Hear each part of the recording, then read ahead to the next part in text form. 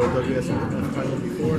Yeah, I mean, if you don't think you're going to get to this point, you probably aren't. So the confidence level was definitely there, just having everything play out the right way and avoid injuries. I knew that injury was the only way I wouldn't be here, honestly. So.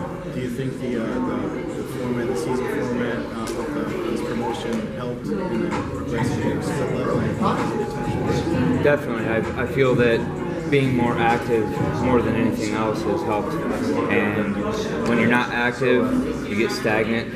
And with WSOF, I would only fight once or twice a year. So being able to fight 4 times and going on 5 within a 6-month period, it's really good for my learning curve and everything else, and it's been great. How's your camp been? Yeah, everything's been really good.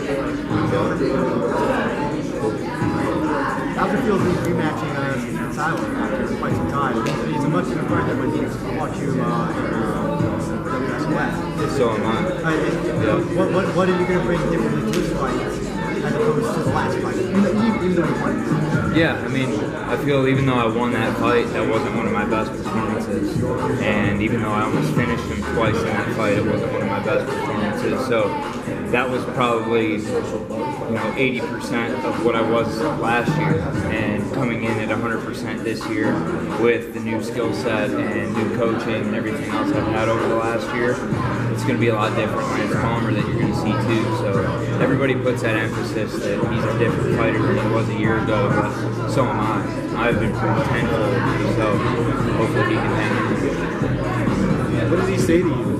He said something yesterday. He said he can't keep a straight face during face-off. He's like the nicest guy ever. He really is. We have a good relationship. I've known him for years. He fought my old teammate Chad Mendez back in the day at Tajo Palace fights in the beginning of Chad's career. So, I mean, I've known him for a really long time. We had mutual friends in Utah. He trained with Ramsey Nijum, who's a really good friend of mine. So all those guys we've been friends with and we've known for years and years. So Steven Siler isn't somebody that's new to me just as an opponent. I've known him since way before I fought him last year. We have the same manager. Like, we've known each other for a while and we have a decent relationship. So obviously, we're cordial, but when it comes to fight night, we're going to throw down. Steve, so being that the two of you know each other as well as you do, is there even a glimmer of a chance that he can pull something out to totally surprise you? I mean, anything can happen in a fight. You just have to be prepared for everything. So, I mean, he's a dangerous fighter. He's always working, and I mean, the things that have happened during this season for him have been crazy. So, anything less than crazy wouldn't be, anything can happen in there. So, I'm not really set on one thing going down in this fight. I'm prepared for everything, just like I was last time we fought, because he's not afraid to throw anything. I think when I dropped him in the last fight, it was after he tried to throw a spinning back fist or a jump knee or something. So he throws everything in there, and you have to be prepared for it all. Now, is there anything during the course of the season that surprised you in general? As far as for me or in general? Overall. Honestly, the way that the semifinal played out when Almeida kicked Siler in the chest or chin or whatever it ended up being, and then that fight went to a decision right from there. That was kind of weird. I didn't know if it was just going to be like a no contest or whatever, since they were only in the second round of 3. I didn't know how that was going to play out, but because I didn't really watch the fight, I was still in the back doing all my stuff after. So that was the only weird thing for me, honestly, because actually, no, there was some stuff that happened in Chicago with a couple of the other fighters at lightweight as well, and it kind of played out really weird with that commission and the point system, where it happened in the second round, but since he didn't come out for the third round, they gave the points of a third round finish. So some things like that for the point system, I think, need to be ironed out or done in a different state, because Illinois has certain ways they consider finishes and not finishes. So I think that was the only thing that was probably controversial for some of the guys who fought on those cards. Because I was at that fight as a guest fighter, and there were some weird things that happened in Chicago. But other than that, I think everything played out perfectly, and I think the playoff system and the point system is great. I heard a few people talking on some podcasts on how they don't agree with the point differences for a third and first round finish, and they think that finish should be a finish in the same points, but I agree that first round finishes should get more than that, because that's how else are you going to rank 8 guys in a bracket if you don't do it that way. That's just, I mean, that seems to me the best way to rank the system. So, but yeah, other than that, I think everything played out pretty smooth. So, out of every possible breed, what's drawn you to American Bullies? Just their drive. Honestly, we ended up getting one of the most high drive bullies I've ever known in my life, and he's awesome. And I love him, but he's really high drive. Like, you have to have a lot of energy, and you have to have him on a schedule, or he's just like running rampant, getting wild, tearing stuff up. So he's an awesome dog, but he gives my wife everything she can handle when I'm not there. So in other words, when you go home after Monday, your house is going to be torn up? No, he's at the kennel with. He's at the boarding kennel that we take him to when we're out of town, because my wife's here with me. But when I get home when we pick him up Wednesday morning after they open back up, he's going right back into the Lance obedience school. So. Cool, thanks. Thanks. You certainly don't strike me as someone who rests on his laurels, but after you defeated Andre Harrison, you got that monkey off your back, so to speak. Did you feel like coming out of that fight that it can't get any tougher from here in this tournament? No, because I know each opponent brings a different thing to the table, just like Siler brings a different thing to the table from Harrison. I mean, when Siler and Harrison fought a while ago, they actually had a really good fight. It was a 5-round fight in another organization, and Siler brings things to the table that most people don't, whether it's just unpredictability or his ability to take shots to the chin and come back. So even though I beat Harrison, that was just that chapter. That was nice to get that win and kind of get that. I'll never get that loss back. But the injuries that happened during that fight and things that their team kind of,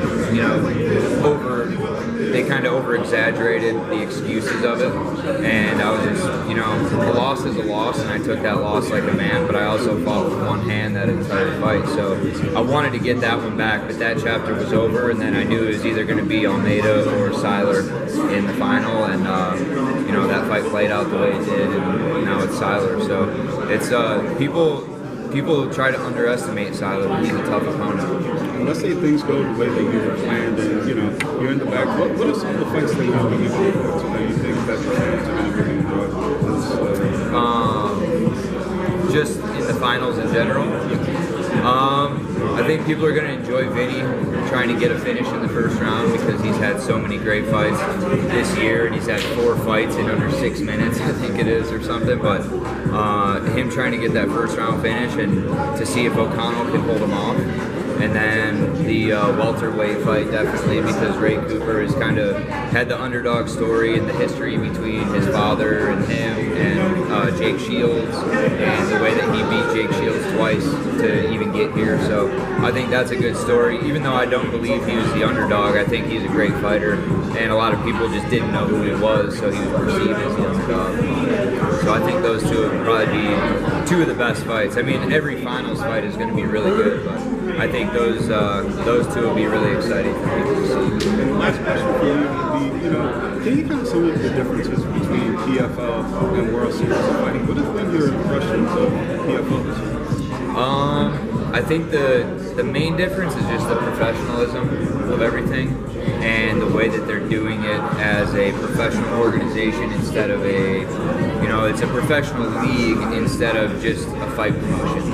Because anybody can run a fight promotion and kind of keep it just above water, but the way that it's been done, very professionally, things have been complete opposite from World Series of Fighting. So it doesn't really compare, honestly. It's hard to compare. Thanks a lot. Thank you. You spoke to the differences in your game since the first Siler fight. What improvements have you seen in Steven's game since their first fight? It's hard to tell, because his very first fight of the season, he got dropped right away, and that guy's not very good on the ground, so he was able to get that finish right off of that. Second fight, Second fight was a weird finish because Almeida didn't tap and he didn't go out, and the ref stopped that fight, so that was kind of weird too. The third fight against Malagari, I didn't really pay attention to that one just because I was fighting that same night. And then, he won the first round and lost the second round, I believe, but the first round was the one who went on as long as it wasn't a 10-8. And then the fourth fight was kind of a controversial no contest kick to the face on the ground or whatever. So I know he's improved, it just hasn't really shown much in his fights, honestly. Do you have any desire to go up in a different weight class for next year's season if you're invited back? We're invited back already, but no, there's 145 is my home. I feel comfortable here. The things that I'm doing nutritionally and strength and conditioning wise to have my body composition where it is perfect for 145. And if I was at 135, I'd be a small 135er height wise. I'm a small 145er height wise, so 155 I'd be a super small for height. So I think 45 is my home. I don't really have a reason to go up to 55 unless I gain a ton of mass, which I don't plan on doing. How do you plan to celebrate New Year's? I don't know. I guess we have to be there the entire time of the fight, so I don't even know if we'll be there for the ball to drop. But I think it'd be cool to experience New York City a little bit, even if it's after midnight.